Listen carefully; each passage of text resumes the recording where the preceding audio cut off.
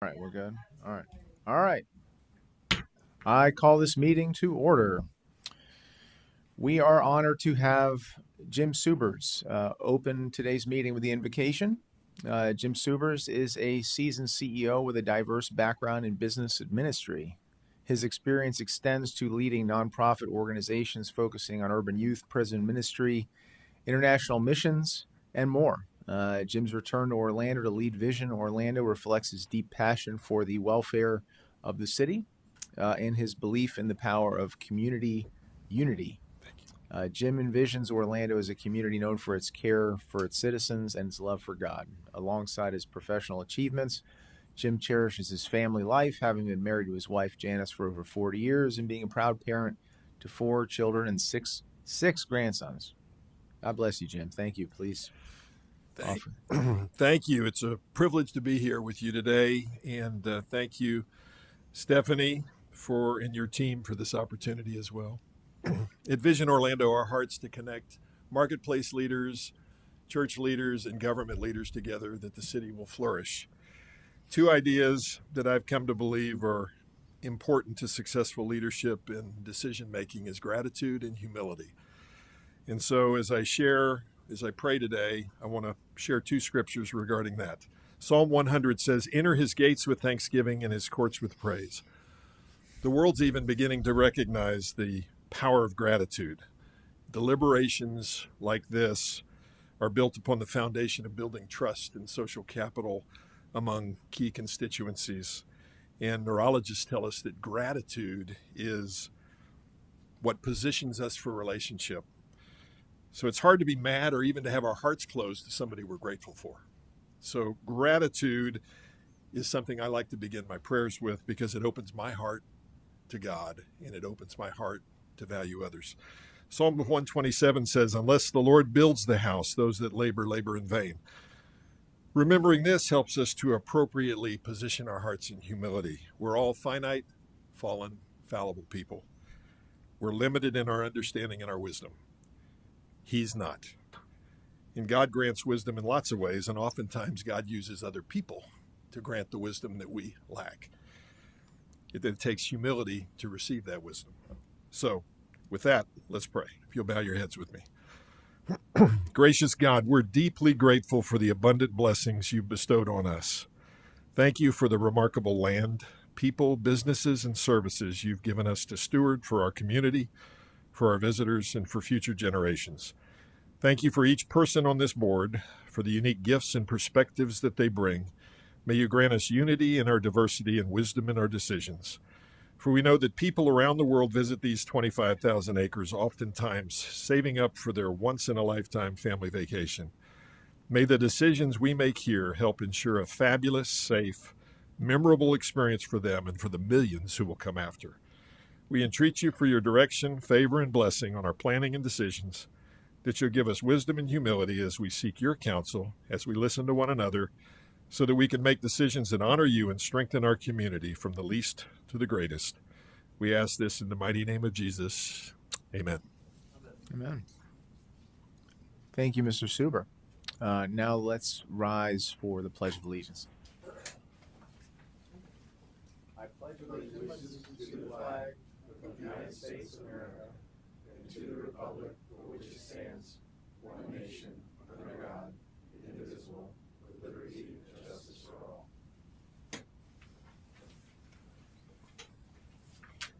Very good. All right. Now, for my favorite part, the safety minute. Now, Eddie Fernandez, why don't you join us? Thank you, Mr. Vice Chair and members of the board, and to our guests and visitors today.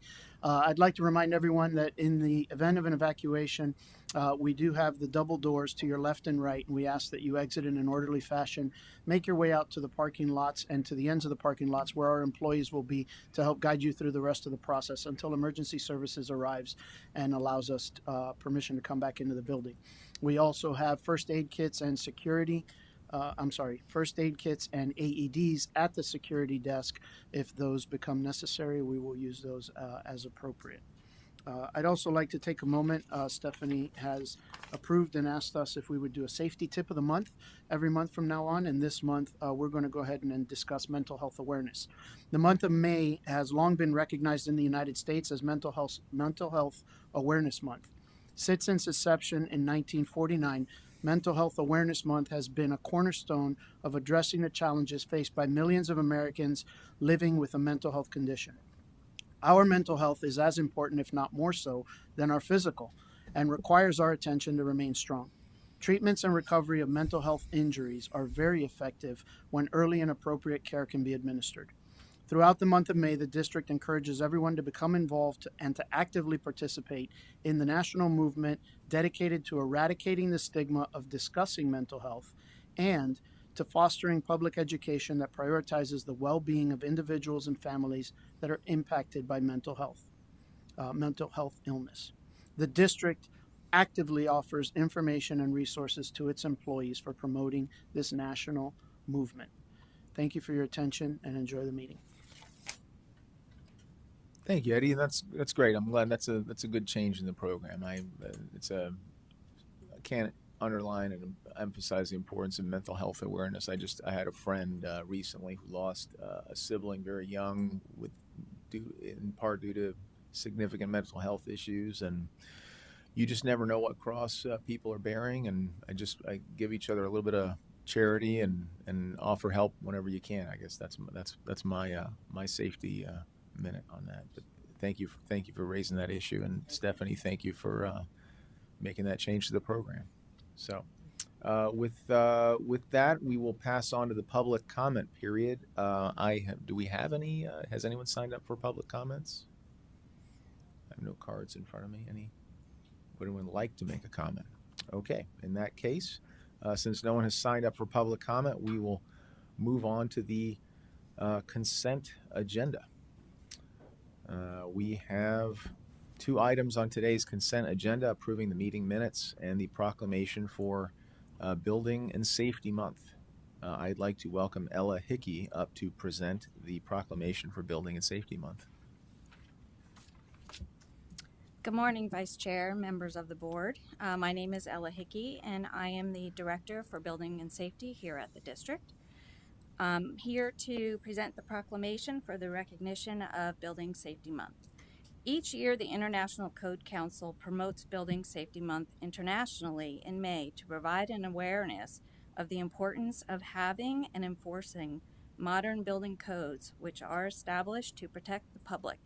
Historically, throughout this month, we celebrate the efforts of architects, engineers, builders, and inspectors in ensuring the structural integrity and safety of our homes, offices, schools, manufacturing facilities, stores, and especially here within the district, amusement attractions, and various other public spaces. Lastly, I would like to give recognition to Joey Rodriguez, our department manager and chief building official, who spearheaded this initiative.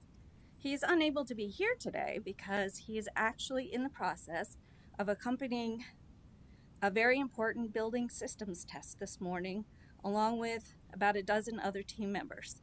This test is one of many that are conducted by the Building and Safety Department in cooperation with fire prevention, owner representatives, contractors, and other participants to ensure the safety of occupants within a space and ensure a clear path out of a structure in case of an emergency.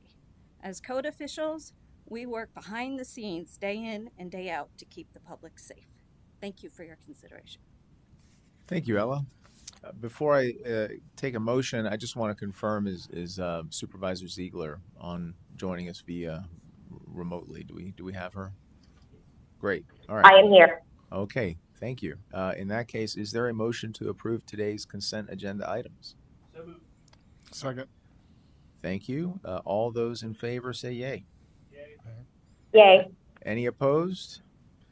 Hearing none, let the record reflect that the consent agenda passes unanimously. Thank you. Thank you.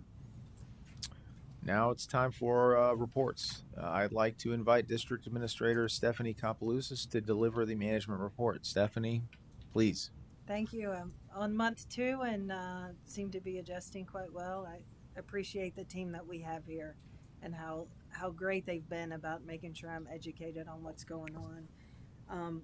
We did spend a morning with the chief and his official swearing in, so it was nice. It was great to see how many people, former team members and a lot of our partners that came and supported us and supported the chief. So that was a lot of fun. Spent a lot of time with the team. Spent half a day with Ella and Joey with the building department, looking at several construction projects that are going on around our property. So that was nice, getting to see what they do. Did a power test one night that we were there. Several different, not just our facilities from CFTOD, but also Art of Animation. We did several of the hotels, our neighboring hotels.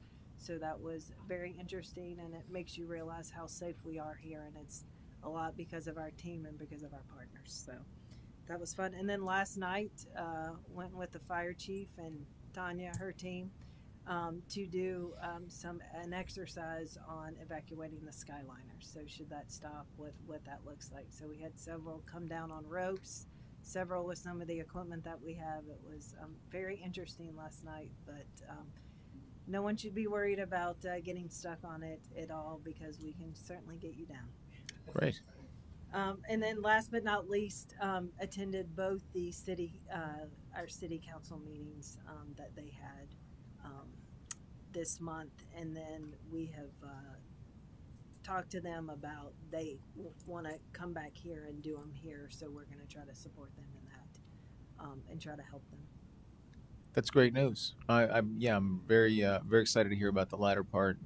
I think that'd be a nice sign to have them in the room, and hopefully get them on the YouTube feed and open up for everybody. So I think that'd be wonderful. And did you get to rappel down from the Skyliner? I did not, but we did take several of the team from Walt Disney World down. Very nice. All right. Well, Chief, count me in for the next one, though. Awesome. All right. Well, thank you, Administrator. Now I would like to welcome up Chris Ferraro to provide the semi-annual report on the Electric Reliability Compliance Program. Thank you, and good morning, board members and district administrator. This morning, I'm here to provide a semi-annual report of the district's Electric Reliability Compliance Program activities. So you're in my wheelhouse now. This is in the electric system, so I'll be brief and give you a little bit of background of why the district has this program. So the district is a registered entity with the North American Reliability Corporation and complies with about 30 standards for the district's electrical system. The North American Reliability Corporation, or NERC, has delegation from the Federal Energy Regulatory Commission, or FERC, to be the electric reliability organization to ensure the reliability standards are met for the entire electric grid. FERC came out of was formed in 2005, but the catalyst for that formation was a very large and widespread electric outage in 2003 that impacted the Northeast and Midwest and left 8 states without power. So in 2005, the United States Energy Policy Act established the Federal Energy Regulatory Commission. Because of its location in Florida, CFTOD electric utilities are also subject to regulation by the Southeast Electric Reliability Corporation, or CERC, and they've got that southeast corner and kind of Midwest corner of the electric grid carved out, and they're responsible for those standards. So a lot to comply with. So the district has established an electric reliability compliance program, and because of its importance, the board receives periodic updates on the activities of that plan. My report today covers the activities from October 1st of 2023 to March 31st of 2024. So most notably for the board's information, during this time frame, all electric reliability standard requirements were met and the compliance tasks were completed without exception.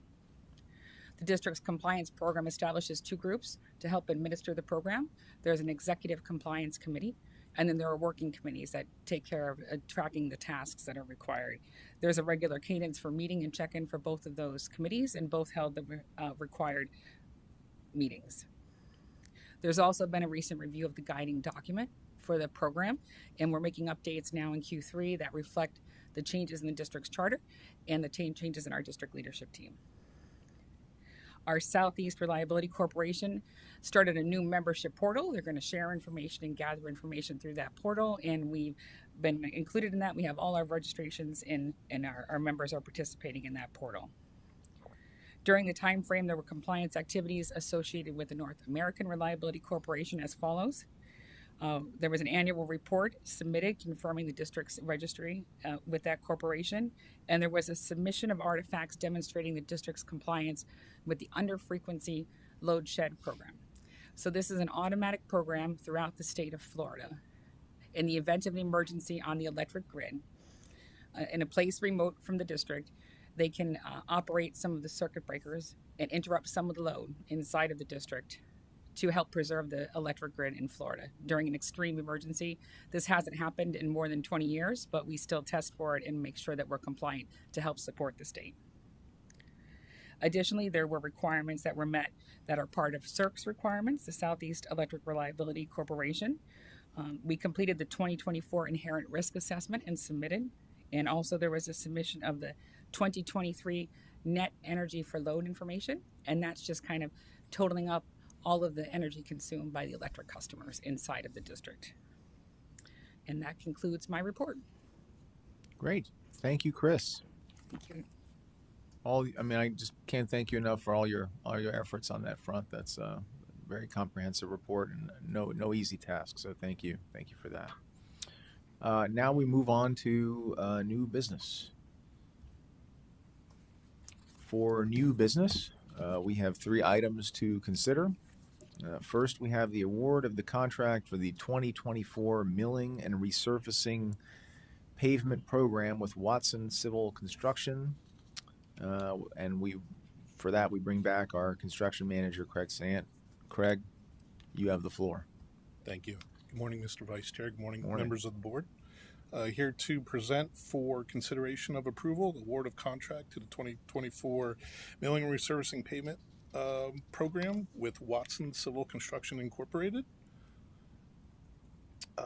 Brief project overview. The district has an annual program for milling and resurfacing that includes maintenance of traffic, erosion, sediment control, guardrail removal and replacement, milling and resurfacing signage and pavement markings. This year 2024 milling resurfacing program includes the following locations of milling resurfacing: Buena Vista Drive, right out in front of the Riviera Resort, and Esplanade Avenue, and portions of Hartsog Road located just north of Western Way. This program also includes guardrail replacement, removal and replacement of 21 locations along World Drive up to Epcot Center Drive that need to be upgraded to meet guardrail specifications, current guardrail specifications. Those areas are located on World Drive down from Griffin Road, which is just south of 192 on World Drive, all the way up to Epcot Center Drive, with a few locations located just east of World Drive along Epcot Center Drive. It's a total of just shy of 9,000 linear foot of guardrail we will be replacing. Milling resurfacing, first location here is everything. You can see the lighter pavement color. That's the location out there on Buena Vista Drive and Esplanade Avenue. This is a 4.5-inch deep mill right here too. We're looking at about 3 lanes in each direction, 1,000 foot of deep mill in each direction we'll be doing. That's the first location. Second location, Hartsog Road north of Western Way. This is a 2-lane road out here, and it's about 3,400 linear foot of milling and resurfacing. This project went out to invitation to bid on March 1st, was released, and 3 bidders bid on the work. Watson Civil Construction was the lowest, most responsive bidder. These bids included unit pricing for various other common milling and resurfacing scopes, which included 3-inch milling and resurfacing.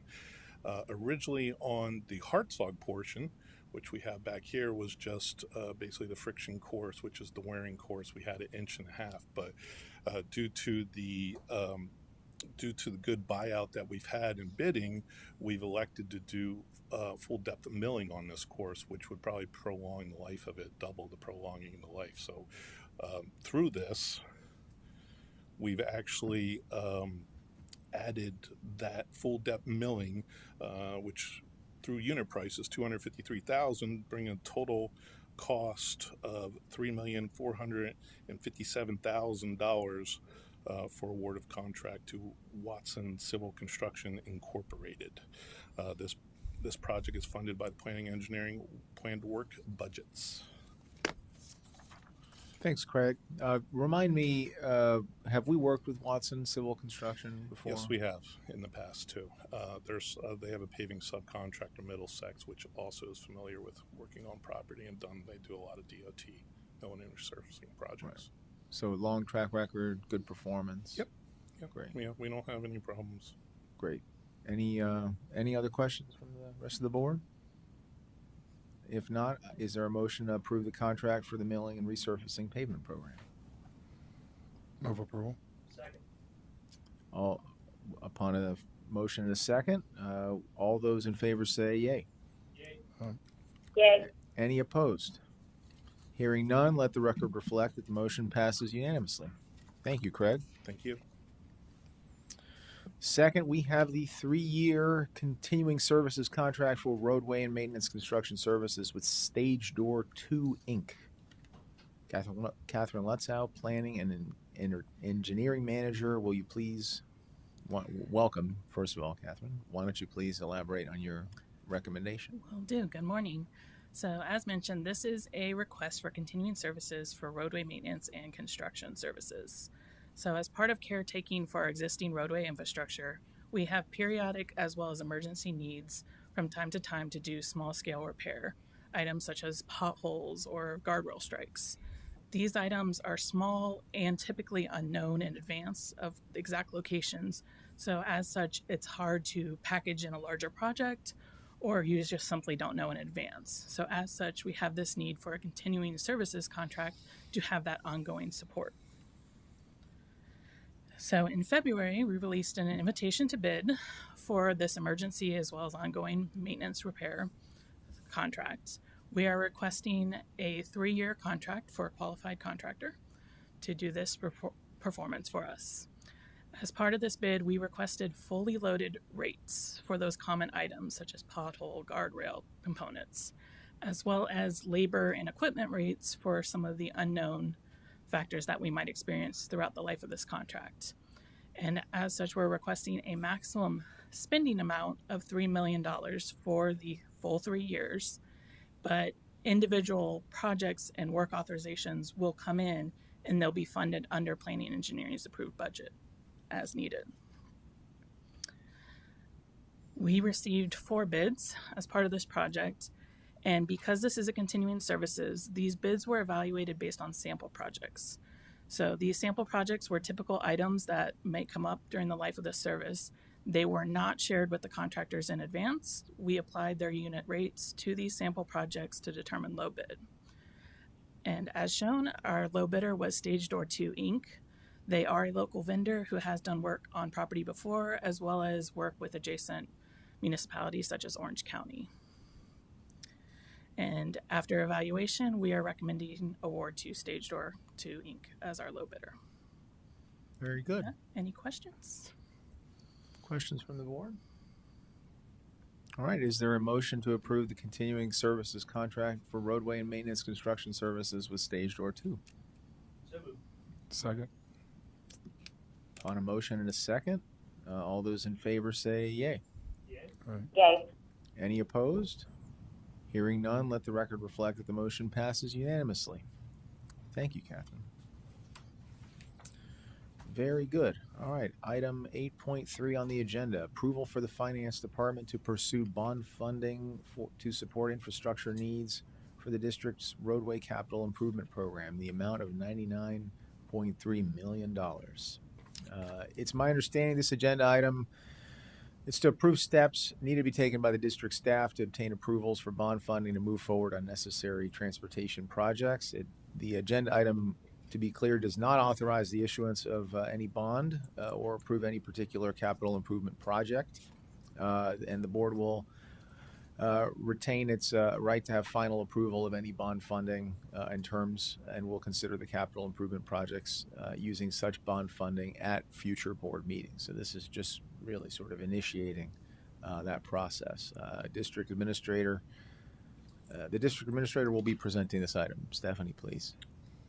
And for the members, day one, when I walked in, one of the things the team said to me was, we have to fund World Drive North. That was one of the drivers, one of the important projects in the district, and we talked about the bonding and what needed to be done. That's really the projects that's driving us today to come before you to request this approval for us to start looking at and getting our ducks in a row to go out to look at what we can get in the bond market for some of these projects. We've listed several on the PowerPoint. If you want to kind of go through, we have some pictures of what we're looking at. Some of the things we may come to you after we get this, but we really would like your approval for us to start down that path to see what the bond market can bear for us.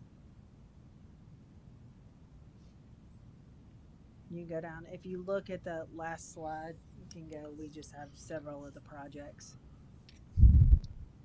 that we're talking about. We have 2 bridges that probably need to be addressed sooner rather than later, and we need to do them at the same time. That's what's driving those. And then Ron, if you'll just keep going and go to the last slide. This shows you the timeline in which we'll come back to you to look at kind of next steps. So you'll see this again, and we'll have lots of discussion on which projects would be included. So we expect it looks like this will all play out over the next 3 to 4 months, next quarter. Yeah, over the summer. Very good. A couple comments, but do we have any questions? I don't have any questions. I have comments, but go for it. Thank you, Mr. Chair. So thank you, District Administrator Kapelousis, and thank you, Craig and Catherine and your teams. This is something that I was aware of before becoming appointed, because the World Drive project has been in planning and approval for quite some time, and the funds that are being allocated have already been approved by the voters and have been intended to be spent for these purposes. So when I got on board, it's something that I've been aware of, and very pleased with your progress and the fine work of your team. And it's certainly critical for us to continue this work and make sure it's funded and timely completed. Obviously, World Drive was in 3 phases, and when we got here, I think we were still in phase 1 or just getting done with phase 1. So fully supportive of continuing these important infrastructure improvement and safety efforts. And just want to thank our team and say I greatly appreciate it. And looking forward to getting those 50-year-old bridges replaced, and also looking forward to the future of Western Way, and more to come on that conversation. So thank you all very much. Great. Well, I'll just add to that. Yeah, I've probably spent more time over the course of my time on the board, thanks to Craig's great patience, driving me up and down in circles on the property, back and forth on all our roads, and you can, I think, intellectually understand the need for this work, but when you see it for yourself, I mean, we're literally talking about bridges 0 and 1 on the property. They've outlived their useful life to a great extent. These are urgently needed, and it's great that we're able to take a positive step in the right direction. And hopefully maybe we get some good movement in rates so that the borrowing costs will be a little more favorable over the next few months. So with that, I'm very supportive. Can't emphasize my support enough, frankly. With that, is there a motion to direct district staff to take steps needed to solicit proposals for bond funding to support infrastructure needs for the district's roadway capital improvement program in an amount not to exceed $99.3 million, and to bring back for future board approval a staff recommendation for bond financing, bond authorization documents, and capital improvement projects using such bond funding? Move approval. Second. Upon a motion and a second, all those in favor say yay. Yay. Yay. Any opposed? Hearing none, let the record reflect that the motion passes unanimously. Thank you, Stephanie and Craig and the whole team. All right, now we will move on to item 9, the public hearing regarding resolution number 661. Our general counsel will now read the resolution title. Please, Resolution Dan. number 661, a resolution of the Central Florida Tourism Oversight District amending Article 6 of the RCID Land Development Regulations to create a new Chapter 6-110 regarding development agreements, providing for codification, severability, conflicts, and an effective date. Thank you, Dan. Now I'd like to welcome back the district administrator to continue her presentation and present the resolution. Please. And I'll be brief on this. This really give us the authority to enter into development agreements with any of our property owners. And so what we're looking for is the authority to do that. As you recall, part of the settlement agreement was to walk down this path. We're beginning the comp plan update, and so getting the authority to do development agreements would be extremely helpful to us as we walk down this path. Great. Okay, great. And I guess, my what I'd add to this, and Dan, I mean, quick question for you. I know we've discussed this at some length, but my view is this is a general sort of implementing resolution. Gives us pretty broad latitude to engage with and negotiate development agreements going forward. Is that a fair characterization? Yeah, that's a correct statement. This is essentially the legislation that the district is passing to implement into our land development regulations, the authority of the district to enter into development agreements, and also essentially the framework for which development agreements have to meet and comply with the development agreement statute. Does not require us to approve any development agreement, nor does it dictate the specifics of development agreement. It's a framework for what a development agreement would need to address, and Great. It's consistent with the development agreement statute. That was my next question. I think in drafting it, it's consideration. This is sort of in line with sort of best practices across districts and comparable local governments across the state. Is that fair? Yeah, one of the things we did is we did a survey of other local governments to see what they did with respect to implementation of development agreement regulations, and we sort of took from the best of those and put that together into this resolution. Great, thank you. With that, any further questions from the board on this front? Okay. Well, this is a public hearing, so we have to open it up for public comment, which is always great. Are there any members of the public that would like to speak concerning resolution number 661? All right. In that case, hearing none, I will now close public comment and request the board for a motion. Mr. Chair, I move to approve resolution number 661. Second. Okay. Hearing a motion and a second. All those in favor say yay. Any opposed? Hearing none, let the record reflect that the motion passes unanimously. Very good. Well, listen, that's another productive and speedy meeting. Hopefully, I know in the eyes of the Associated Press, we may be increasingly boring, but I think a very productive meeting, and I'm proud of the work we're doing. So I thank everyone for your efforts, your participation. I am honored that you all take the time to engage with this process. I'm proud of the team we have. I'm sure I reflect that the statements or the sentiments of the rest of the board. I can't thank you all enough for the work you do on a daily basis. This is no easy task. This is one of the most complex sort of governmental areas, districts, in not just the state but the country. And I can't thank you enough for your efforts. So, before I ask for a motion to adjourn, do any members have any comments? All right, then I will Is there a motion to adjourn? Second. Upon a motion and a second, all those in favor say yay. Any opposed?